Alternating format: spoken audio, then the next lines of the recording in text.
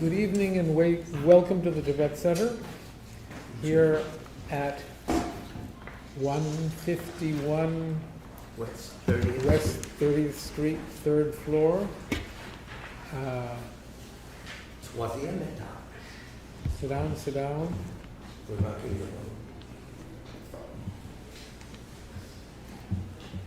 So you want to let people in now? I spoke to the police. They want to check their IDs first. Because you never know what comes Let around. everyone in. All right, guys, open it up. Come on in, guys. Yes. So, Hold the right and left, ladies and gentlemen. by reciting the prayer for the spreading of the teaching throughout the length and breadth of the West, by the force of the blessings of the non-fallacious three precious gems, and the truth of our pure selfless wishes, may the precious Buddhist teachings flourish and spread to the expanse of all areas throughout the length and breadth of the West, for all the people living there together with their near ones, who have engaged in the teachings and have faith and respect for them. May all conditions adverse to their practice of the pure Dharma be dispelled, and an excellent collection of favorable conditions increase like the waxing moon. And especially for those who work on methods to accomplish the flourishing and spreading of the victorious one's teachings, which are the source of benefit and happiness. May they never be oppressed by masses of interference and adverse conditions, and may they spontaneously happen just as we hope and wish. The Heart Sutra. Thus have I wished, with heard once, the Blessed One who is dwelling in the royal domain of the Vulture Peak Mountain, together with a big gathering of great monks and great bodhisattvas. At that time, the Blessed One uttered the Samadhi which examines the Dharma's called profound illumination. At the same time, noble Avalokiteshvara, the Bodhisattva Mahasattva, looking at the profound practice of transcendent knowledge, saw the five skandhas in their natural emptiness. Then, through the inspiration of the Buddha, Venerable Shariputra said to Avalokiteshvara, how should those noble ones learn who wish to follow the profound practice of transcendent knowledge? And Avalokiteshvara answered, Venerable Shariputra, whoever wishes to follow the profound practice of transcendent knowledge should look at it like this, seeing the five skandhas in their natural emptiness. Form is empty, emptiness itself is form. Emptiness is not separate from form. Form is not separate from emptiness. In the same way, feeling, discriminating awareness, compositional factors, and consciousness are empty. Thus all the Dhammas are empty and have no characteristics. They are unborn and unceasing. They are not impure or pure. They neither decrease nor increase. Therefore, since there is emptiness, there is no form, no feeling, no discriminating awareness, no compositional factors, no consciousness, no eye, no ear, no nose, no tongue, no body, no mind, no appearance, no sound, no smell, no taste, no sensation, no objects of mind, no quality of sight, no quality of hearing, no quality of smelling, no quality of tasting, no quality of sensing, no quality of thought, no quality of mind consciousness. There are no nidanas from ignorance to old age and death, nor their wearing out. There is no suffering, no cause of suffering, no ending of suffering, and no path, no wisdom, no attainment, no non-attainment. Therefore, since there is no attainment, the Bodhisattvas abide by means of transcendent knowledge. And since there is no obscurity of mind, they have no fear. They transcend falsity and pass beyond the bounds of sorrow. All the Buddhas who dwell in the past, present, and future, by means of transcendent knowledge, fully and clearly awaken to unsurpassed, true, complete enlightenment.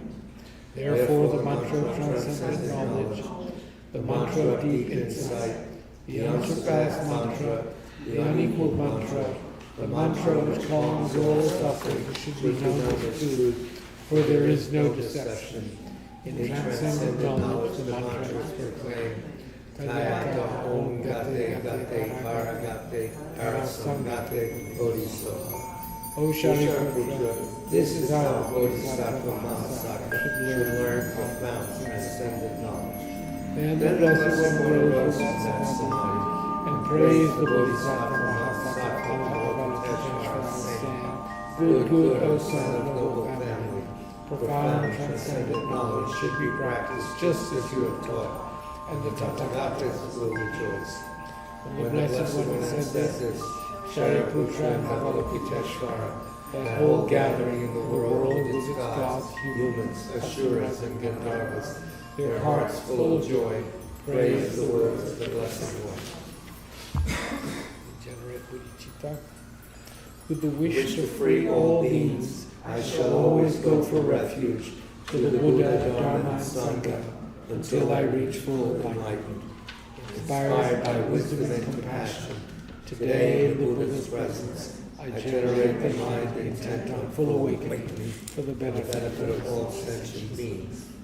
As long as space endures, as long as sentient beings remain, until then may I too remain to dispel the miseries of the world.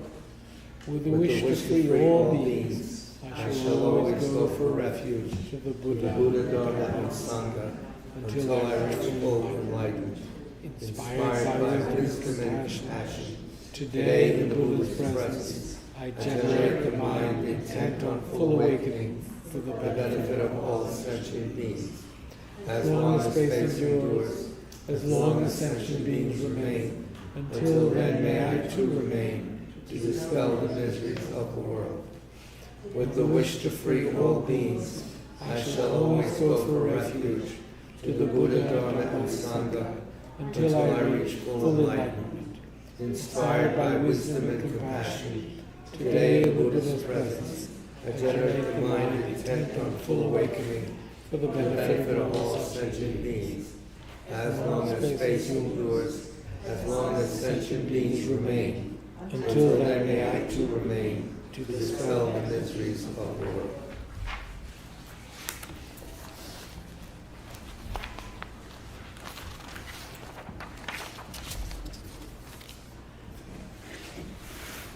So, oh yes, we'll do one rosary of Om Mani Padme Hum. Thank you, Tony. And so we are thinking of developing the wish to remove the suffering of others. It's not that we can remove the suffering. What we're working on is developing our wish to remove the suffering of others. If we can actually do so, we should do so. But what we're trying to develop is that wish to do so. Okay. Om Mani Padme Hum, Om Mani Padme Hum, Om Mani Padme.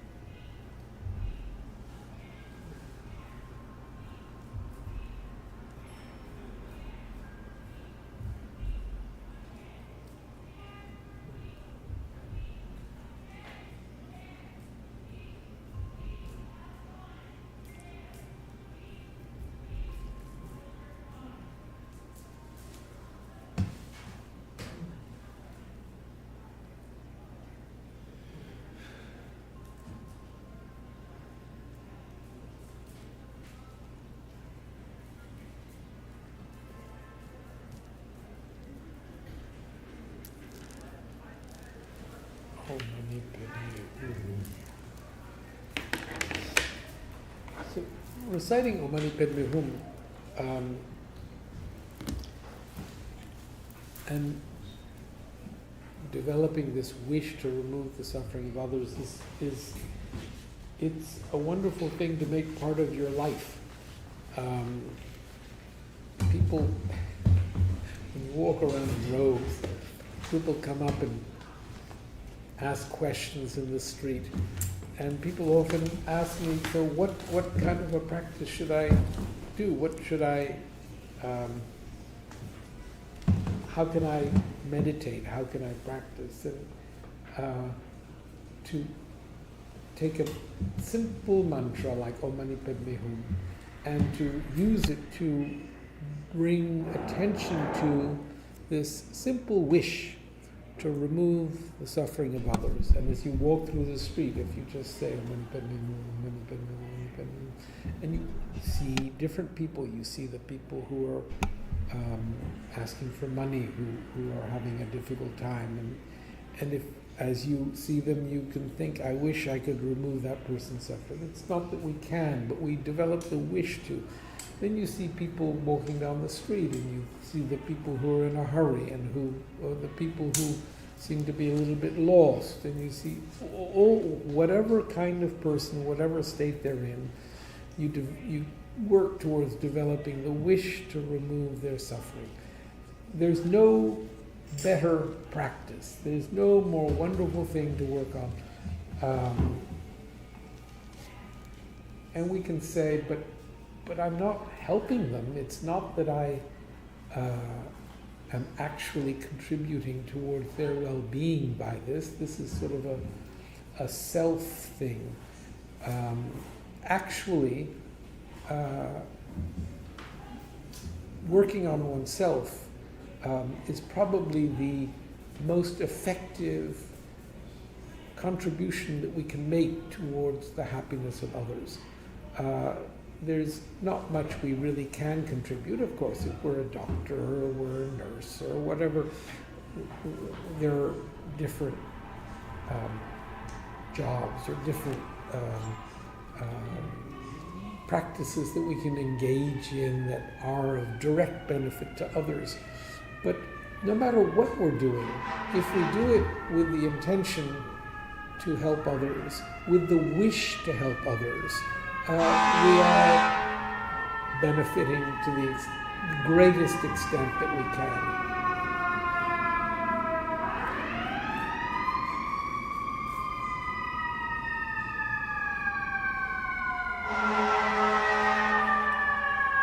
So, of course, actually engaging in helping others is essential, but to have as the practice that really permeates all aspects of our lives, of our thoughts, the wish to remove the suffering of others we're listening to people who are actually engaged in the process of removing the suffering of others, working towards it. So, we were discussing ethics for the new millennium by His Holiness the Dalai Lama before I left. And for those who, anyone have the book? No? Yeah. Okay. Page 35.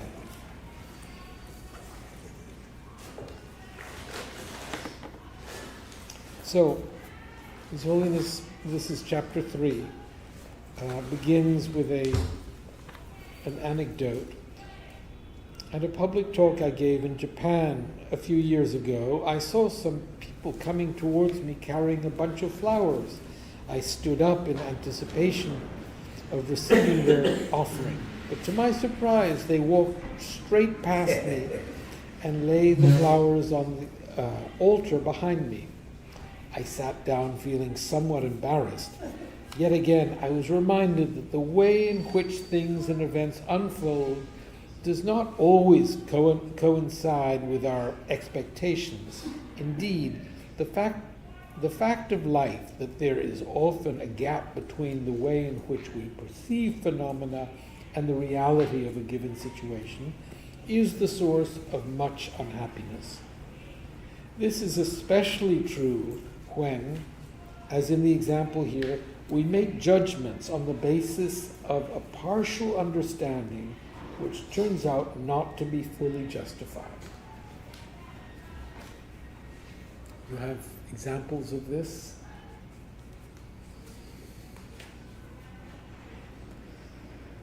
Before considering what a spiritual and ethical revolution might consist in, let us therefore give some thought to the nature of reality itself. The close connection between how we perceive ourselves in relation to the world we inhabit and our behavior in response to it means that our understanding of phenomena is crucially significant.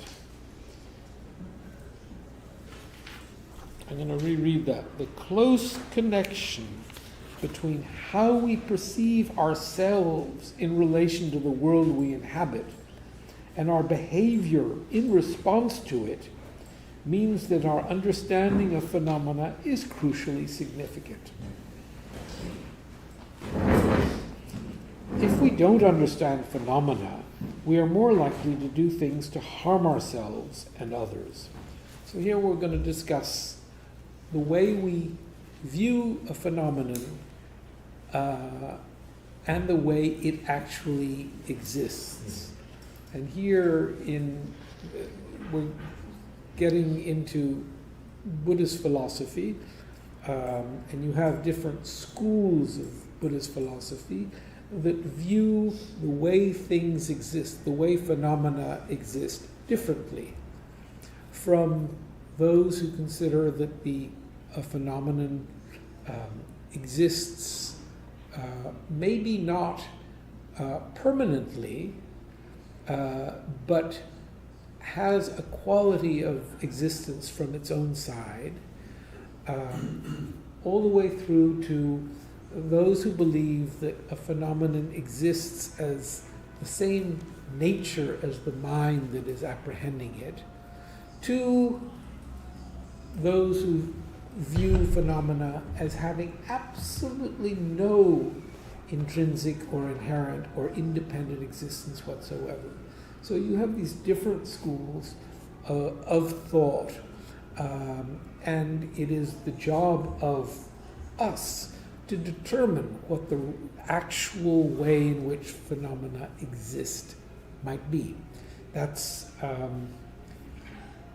I think one could go to the extent of saying, in addition to developing our concern for others, in addition to developing our sense of responsibility towards removing the suffering of others, as we began with,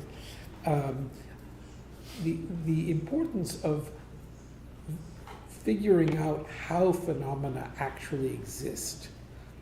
And the phenomenon that we're most interested in is ourselves, how I actually exist, what quality of existence actually is findable among the parts that make me up, or whether there is anything that is findable. So that's what we're getting to here. And this search for how we exist, how phenomena exist, is really the essential aim in amongst life, amongst studies, a nun's studies. The whole of the monastic curriculum is devoted to figuring out at a deeper and deeper and deeper level how phenomena actually exist, what their quality of existence actually is, how we actually exist. When we consider the matter, we start to see that we cannot finally separate out any phenomena from the context of other phenomena. We can only really speak in terms of relationships.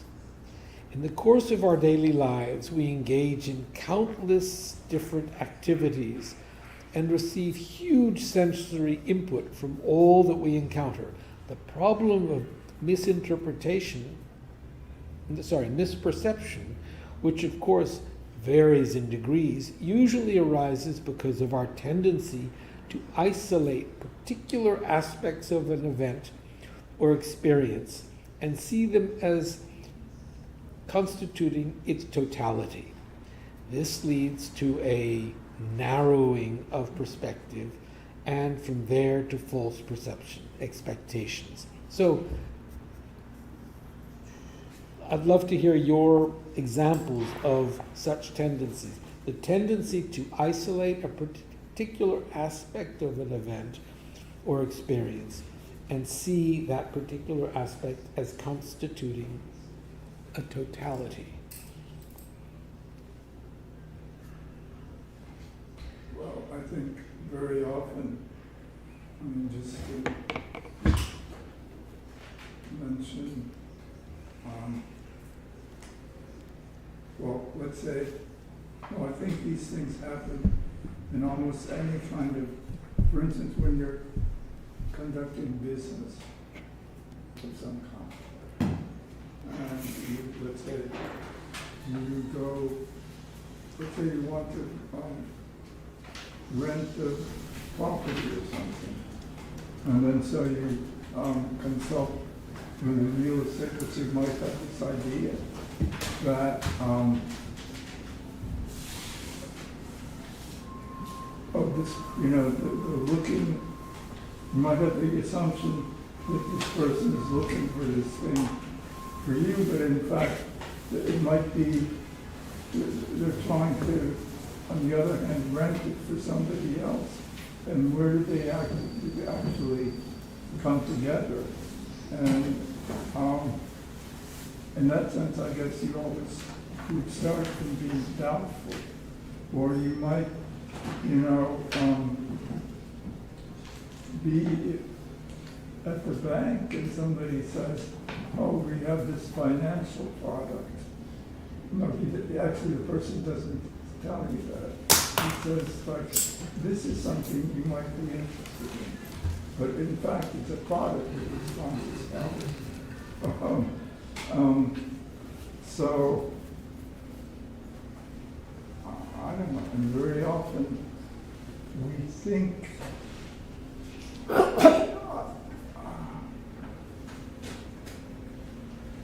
and often, sometimes we're offended because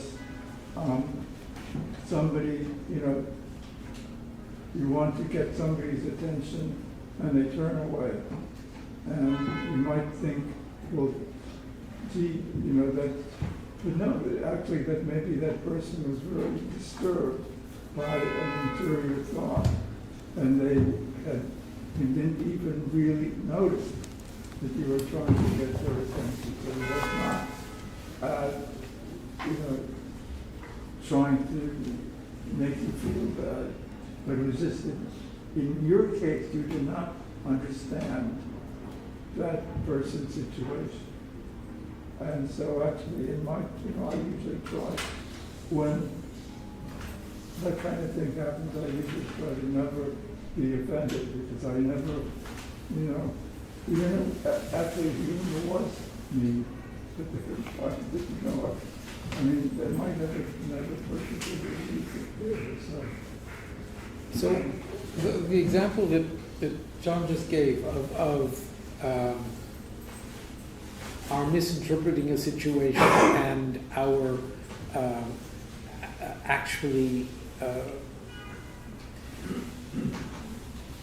the person not wishing to be rude to us, but they had something else that they were feeling. We can take that and we can interpret all the difficulties that we encounter in life, and we never recognize the karmic reasons, the past actions that we have engaged in that cause the situation where we're having difficulty. We only see the difficult situation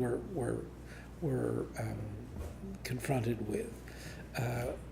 We have an inability to see, to comprehend. And one of the things that one tries to do is accept the fact that any difficulty that I encounter is due to my own actions in the past. The more patient I am in those difficulties, in those situations, the more I dissolve the negative actions that have caused the difficulty. I'm adding to what you've said. There's another sort of range of things. I just reminded me, I don't know, you just reminded me of in my childhood, for instance. And this is a different kind of thing, where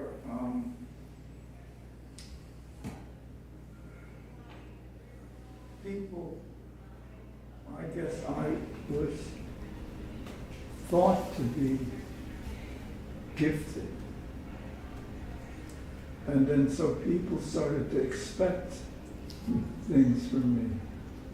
And then I rebelled against that. But then there are some people who felt that, in fact, I was told that by a psychiatrist. It's like, you're not being rewarded. And so, and I thought, after that, I really didn't trust that psychologist anymore, because in fact, I was not interested at all in the phrase, and that was the whole point that I was trying to make in the first place. And stay away from those. So it's, I don't know, that's another person's misunderstanding of me. But then when I turn that back in myself, I'm sure that I have misunderstandings of others based upon assumptions that I might make.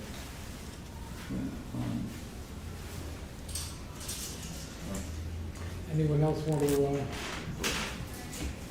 We're talking about misconceptions of things. We see them in a certain way, and we base our judgment on a particular point of view without realizing the greater complexity of the situation, or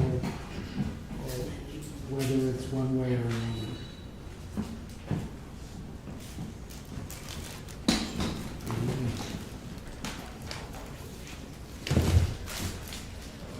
We often don't realize how many causes there are for any event.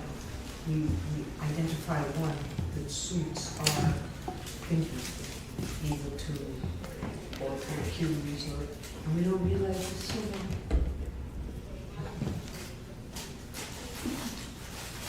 There are many causes that have brought this. And yes, From the neighbors, think how many people made that plastic.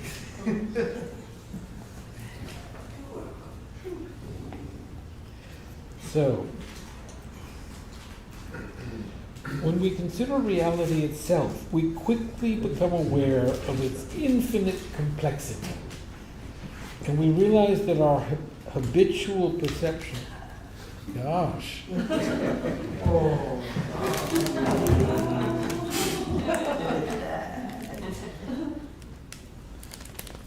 So, It's a Buddhist bunny. It's not bad, but Empty chocolate. he costs too much. he was great. No? So, when we consider reality itself, we quickly become aware of its infinite complexity, and we realize that our habitual perception of it is often inadequate. If this were not so, the concept of deception would be meaningless. If things and events always unfolded as we expected, we would have no notion of illusion or of misconception. So my illusion or misconception that this is a living rabbit would, as a means to understanding this complexity, I find the concept of dependent origination in Tibetan Tenjen, articulated by the Madhyamika middle way school of Buddhist philosophy, to be particularly helpful. According to this, we can understand how things and events come to be in 3 different ways. At the first level, the principle of cause and effect, whereby all things and events arise in dependence on a complex web of interrelated causes and conditions is involved. So, for example, this little rabbit, what would be the causes that would bring this little rabbit to be? Generosity. Easter. Chocolate, what's it called? Cocoa beans that are grown in Brazil or Africa, or and then being shipped to Switzerland, and then they Easter, yes. What are we over here? The causes and conditions that have brought this about. We see this. Your merit. Go ahead. My merit. So no thing or event can be constructed as capable of coming into or remaining in existence by itself. For example, if I take some clay and mold it, I can bring a pot into being.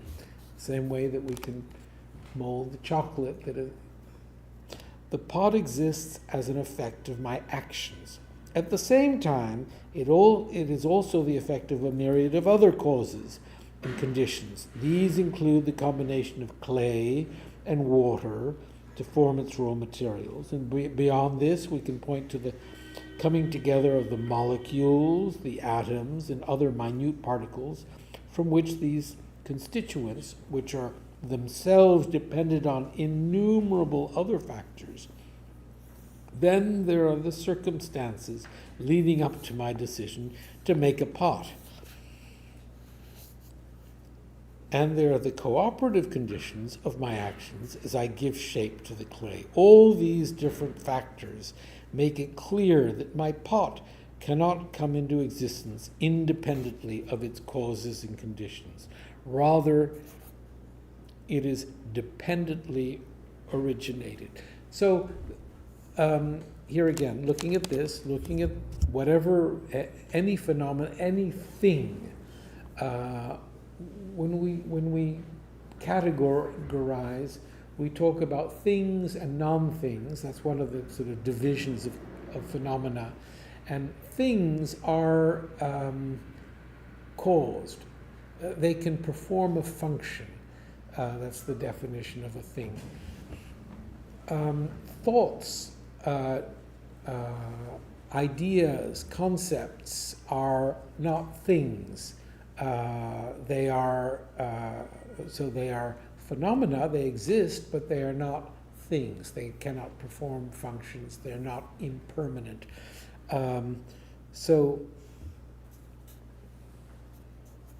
a thing is caused. A thing is the result of the ingredients that bring about. So in this case, the chocolate, the person who forms it, or the technician who works the machine that squeezes out the rabbit. Is that what one would say? I don't know. How do they do this? I sort of feel and then the chocolate comes into The sound effect. injection molding into a rabbit out of chocolate that comes from the cocos and the sugar that comes from goodness knows where. All these things, phenomena together, create. So it is dependently originated.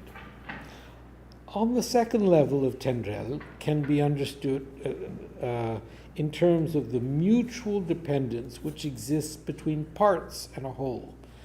And so this rabbit is made of, there are ears, there's the face, there's the main body, and the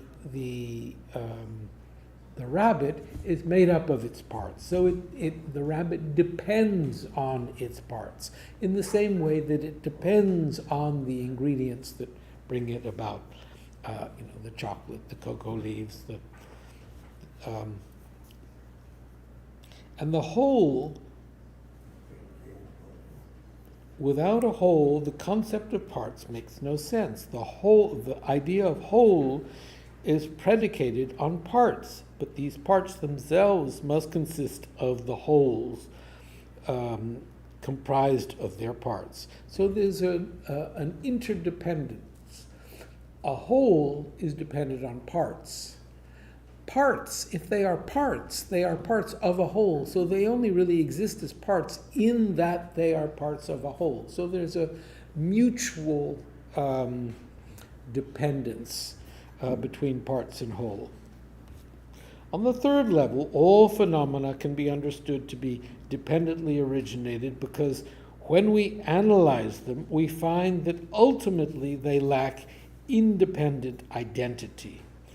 This can be understood from the way in which we refer to certain phenomena. For example, the word action and agent presuppose one another. The agent engages in the action. The action exists in respect to the agent, and the agent exists in respect to the action. So do parent and child. A child is not a child in and of itself. It is a child in respect to a parent. Someone is a parent only because he or she has children. Likewise, a daughter or son is so-called only in relation to them having parents. The same relationship of mutual dependence is seen in the language we use to describe trades and professions. Individuals are called farmers on account of their work on the land. Doctors are called because of their work in the field of medicine. So this whole idea of it's interesting because in our sort of the cultural norm, we might see someone who really has, let's say, a nurse-like quality. He or she cares for people with nurse-like. It's not just love and attention, but there's a certain ability or knowledge of how to deal with the situation to help that person. And you might say, that person is really naturally a nurse, intrinsically, or there's an inherent nurseness to that person. That's something that in our culture we might attribute to someone. And we might say, that person, the way in which he's constantly arguing or finding fault in he's got a real lawyerly quality about him. There's something that's virtually inherent in that person as a lawyer. Now that quality of, and this is very much in our culture, something that people say there's an intrinsic quality to something. What we work, well, let me ask you, do you feel that this is valid? Is there a quality of nurseness to a great nurse? Is there a quality of lawyerliness to a great lawyer? Is there a quality of businessmaniness to a great businessman? I don't know if that's exactly intrinsic to the person. I think all of those things, was to go back to when you started to talk about making art. And I started to think, well, what would cause you to make the art? And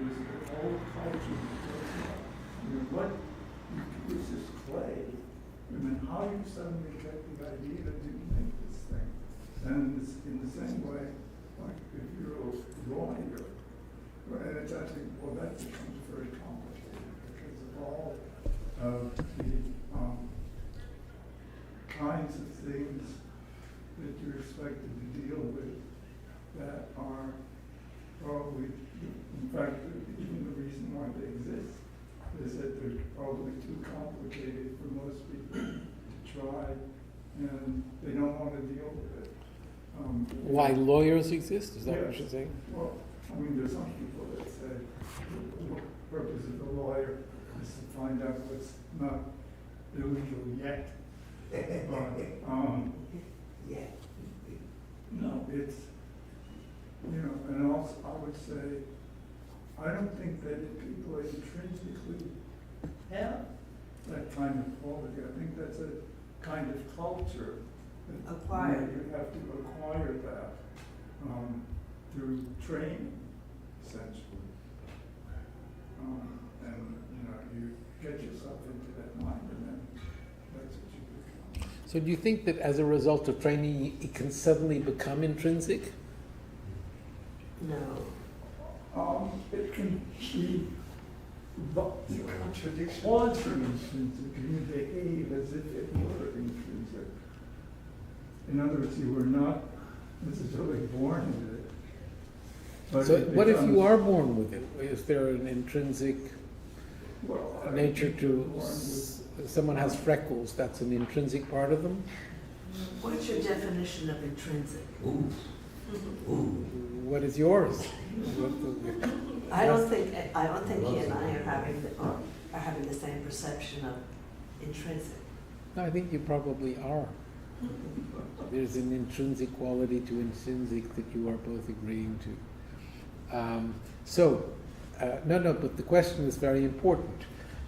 We have to understand what intrinsic is. Intrinsic, we would say, is a quality that is inherent, that is independent, that doesn't depend on anything. And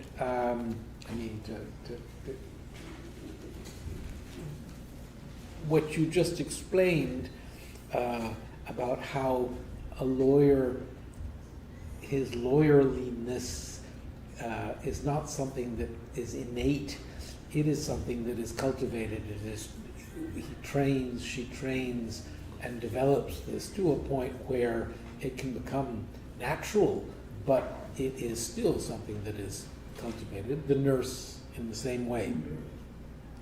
And so that here we're talking about misperceptions due to a lack of sort of a wider understanding. Those qualities that we attribute to something as existing inherently within them are all qualities that cannot actually be considered inherently existent.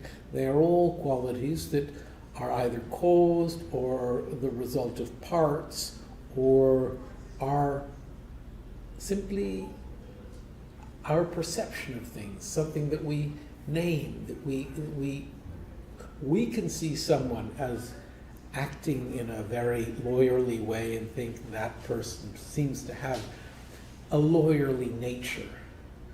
But there's no actual lawyerly nature that you can put your finger on and say, that's his or her lawyerly nature. So yes, I am agreeing with you. Does anyone else have something to contribute to this? Because what we're really exploring is whether anything possesses an inherent or innate quality, or whether we'll leave it at that, whether anything possesses an inherent or innate quality. But we think it does. That's the problem. And why is it a problem? Because it's not in sync with reality. Sorry? It's not in congruence with reality itself. It's a projection that we put there, and sooner or later, it's gonna crash, you know. Doesn't We it won't just find this out in results 5 minutes, but Also, because it makes us either wanted or not wanted. So so our perception of its having an intrinsic quality, is that what makes us want it or not want it? No, we think it's really there. We see a flower and we say, it's made up of petals and it smells good and it looks lovely. It's not that I think it's really there necessarily, but I want it. So is its quality of seeming inherent beauty what makes me want it? You might realize this one's just growing there, but I gotta get another one. I gotta buy one in the shop. You start cooking mentally. what about the eye that wants? What's its What? status? It's not good. There's your problem. Anybody home? Of course. The main We must have it. So in a more subtle way, things and events can be understood in terms of dependent origination when, for example, we ask, what exactly is a clay pot? When we look for something we can describe as its final identity, we find that the pot's very existence, and by implication that of all other phenomena, is to some extent provisional, determined by convention. When we ask whether its identity is determined by its shape, its function, its specific parts, that is, its being compounded of clay, water, and so on, we find that the term pot is merely a verbal designation. There is no single characteristic that can be said to identify it, nor indeed does the totality of its characteristics. We can imagine pots of different shapes that are no less pots. And because we can only really speak of its existing in relation to a complex nexus of causes and conditions viewed from this perspective, it has no one defining quality. In other words, it does not exist in and of itself, but rather it is dependently originated. So, when she wrote the rabbit, everybody said that's a rabbit. Are you suggesting it's not? And then everybody also agreed that that's a chocolate. That I was thinking when you asked before, do you have any experience, your perception and the reality was different. I was thinking, well, yeah, I had a food, I thought that was this, and when I put it in the mouth, it was completely different. It's that my perception was completely an expectation from that perception. And then I was kind of surprised that everybody agreed that was rabbit because of the shape. But is it chocolate? It's our perception that that's a chocolate because of that. And everybody said it's an Easter, so because of Easter. So that's what I was thinking. So, are you suggesting it's not a rabbit? Not chocolate. I would call it bunny. A bunny. Okay. C'est un lapin. Sorry? C'est un lapin. C'est un lapin. Ribbon. Sorry? What? Conillo, what's rabbit in that? Conillo. Conillo, yeah. In Spanish, how do you say rabbit? Conejo. Conejo. Conejo. Yeah, it's like conillo. Right. Conillo. What's up, Doc? Chinese? 兔仔，小兔子，Mandarin Cantonese。 Turkey? Usagi desu. Ra, ra, so, ra are horns. Yeah. And It's a I think horn, the- a horny. The One big for debate rabbit, that yeah. takes place is whether a rabbit can have horns. Saxophone. Labeling. So,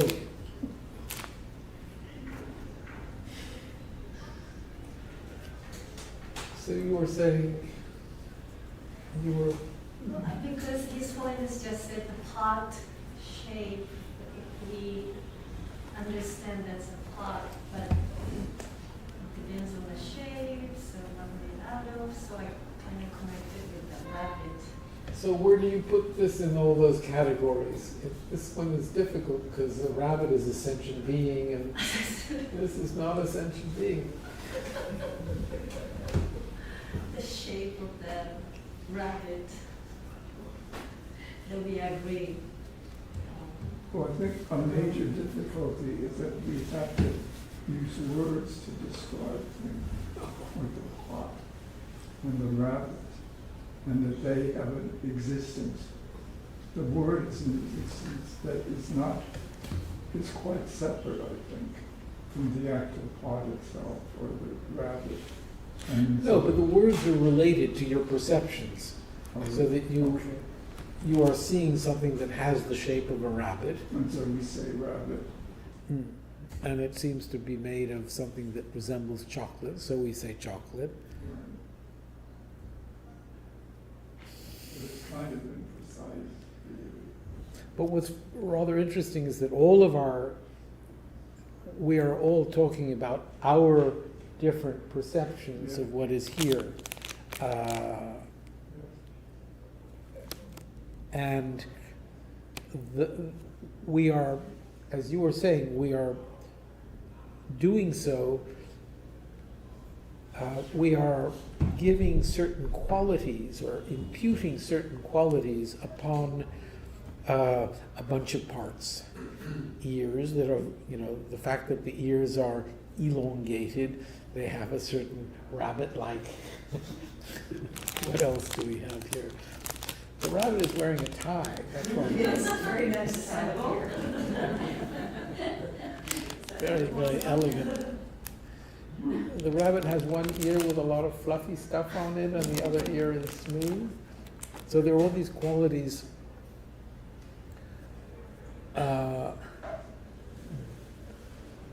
that we see based upon which we each form our own, and also, as you were saying, who mentioned Easter?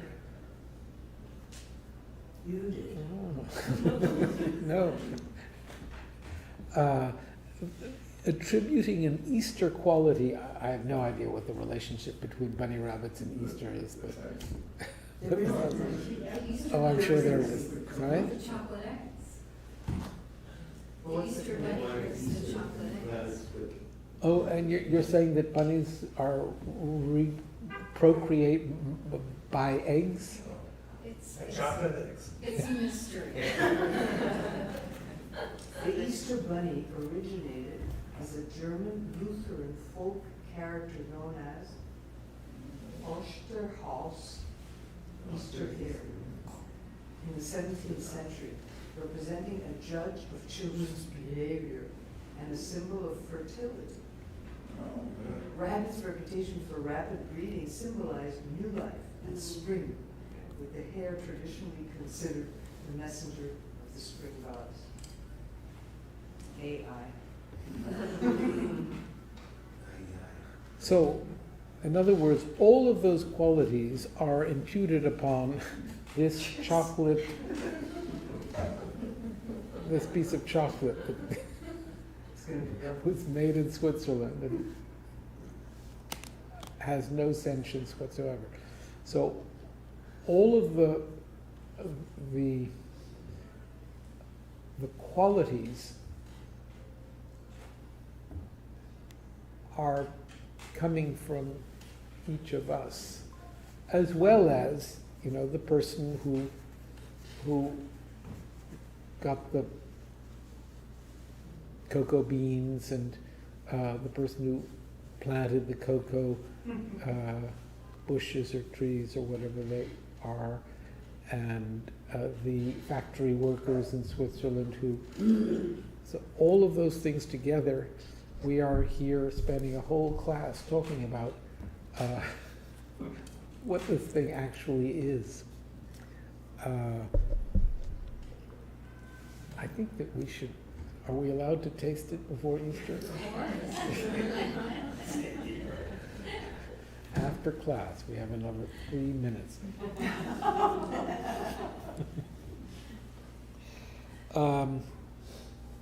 So, all of these qualities that we attribute to this chocolate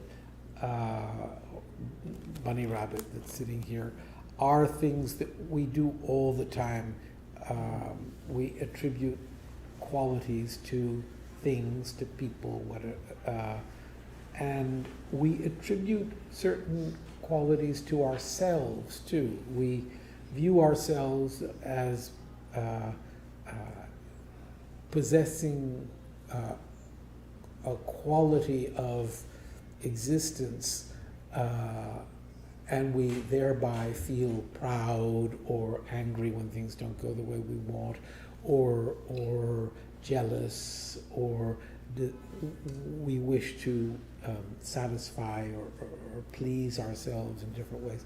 All of those afflictive emotions come from our own perception of ourselves as existing in some inherent way, in some independent way. So this breaking down of how things exist will contribute to our better understanding of this phenomenon called, in Tibetan, tendrel, interdependent origination or existence. And it will also diminish our sense of self, that is what causes us to engage in attitudes that only cause us unhappiness. So I think we'll stop there, and after the prayers we will actually test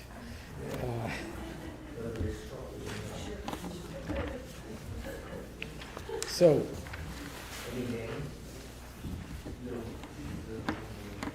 the Sutra of the Recollection of the Noble Three Jewels.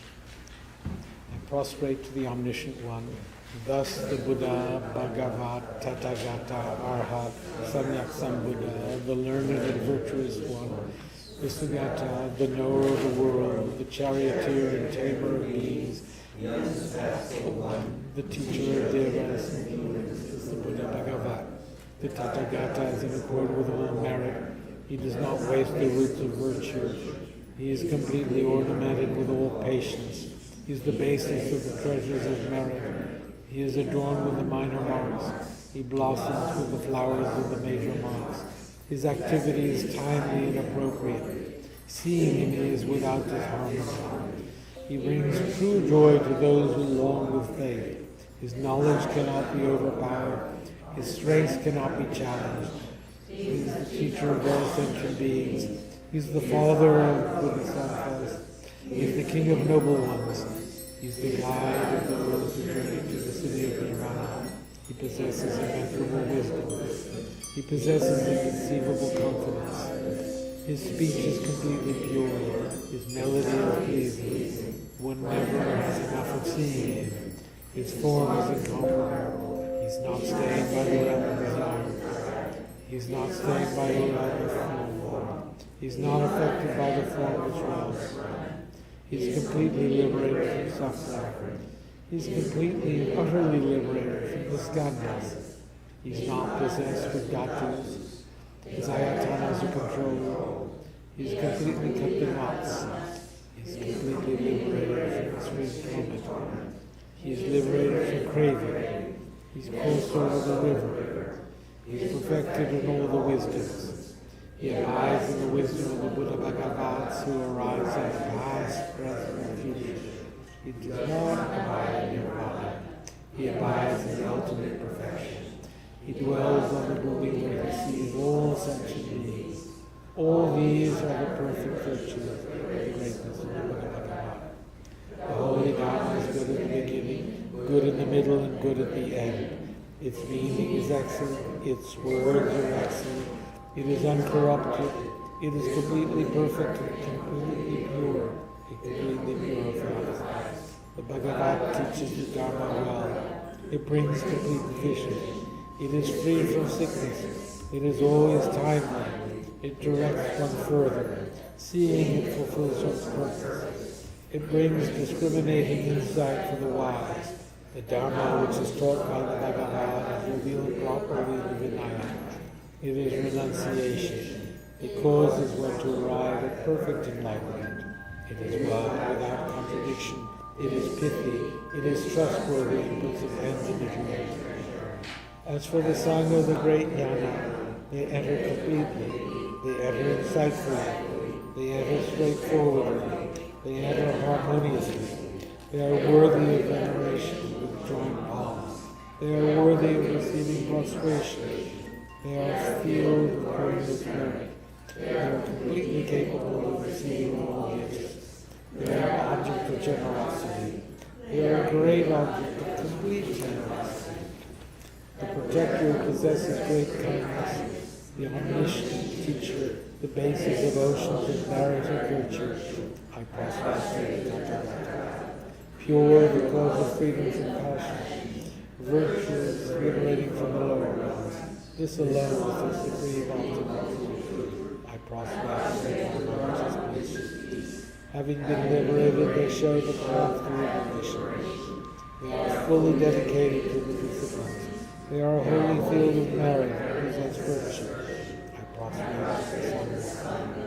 I prostrate to the Buddha, the leader. I prostrate to the I prostrate to the suffering. I prostrate respectfully and always pleased. The Buddha's virtues are inconceivable. The Dharma's virtues are inconceivable. The Sangha's virtues are inconceivable. Having faith in these inconceivable, therefore the fruition of inconceivable. May they be born now completely pure. Okay, let's read the 8 verses on training the mind. With the determination to accomplish the highest welfare of all sentient beings, who surpass even a wish-granting jewel, I will learn to hold them supremely dear. Whenever I associate with others, I will learn to think of myself as the lowest amongst all, and respectfully hold others to be supreme from the very depths of my heart. In all actions I will learn to search into my mind, and as soon as a disturbing emotion arises, endangering myself and others, I will firmly face and avert it. I will learn to cherish ill-natured beings and those oppressed by strong misdeeds and sufferings, as if I found a precious treasure in different. But others out of jealousy treat me bad. I will learn to take all loss and offer the victory to them. When the one whom I would benefit with great hope unreasonably hurts me very badly, I will learn to view that person as an excellent spiritual guide. In short, I will learn to offer to everyone without exception all help and happiness, directly and indirectly, and respectfully take upon myself all harm and suffering of my mothers. I will learn to keep all these practices undefiled by the stains of evil or concerns, and the understanding all phenomena like illusions be released from the bondage of attachment. Prayer for the swift return of Dr. Chungmari Rinpoche. Exalted wisdom of all victories gathered in a drop, sole refuge manifest in the form of the one wearing saffron robes. Guru Lokam Chuvan Bujichan, please bear witness here today that our prayers may be fulfilled. We beseech the great torch doctrine, accomplishing from long ago the vast rays of aspirational prayers, Lord of speech, spreading the ends of the earth by means of aspirational practice. I will invite all these to be my guests once the cause is awakened. Yet you will withdraw the activities you perform. Is that worthy of the sacrifice? To abandon your commitment to this teaching to to swiftly return from brought forth by the teaching having reached the far limits of scholarship, religious life, and goodness. Please come swiftly as your rival supreme illumination, full holder of the sage's teachings, and wish fulfillment to you. Return of the glory of love. Magnificent truth of the three precious jewels, Mahayana, Srimati Devi, and the ocean of Dhamma protectors. May you spontaneously fulfill our worship, the swift blossom of the reincarnation is fresh and alive. Thank you. So we'll meet next Wednesday in South Orange, New Jersey, at 502 North Richwood Road, 7 o'clock in the evening, Wednesday. And on Saturday, we have a White Tara Sadhana recitation, also in New Jersey, at 1 o'clock. Thank you.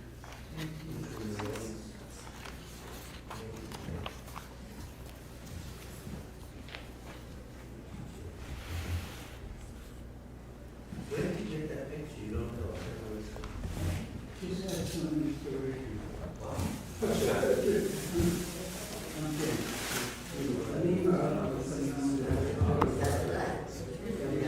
Definitely.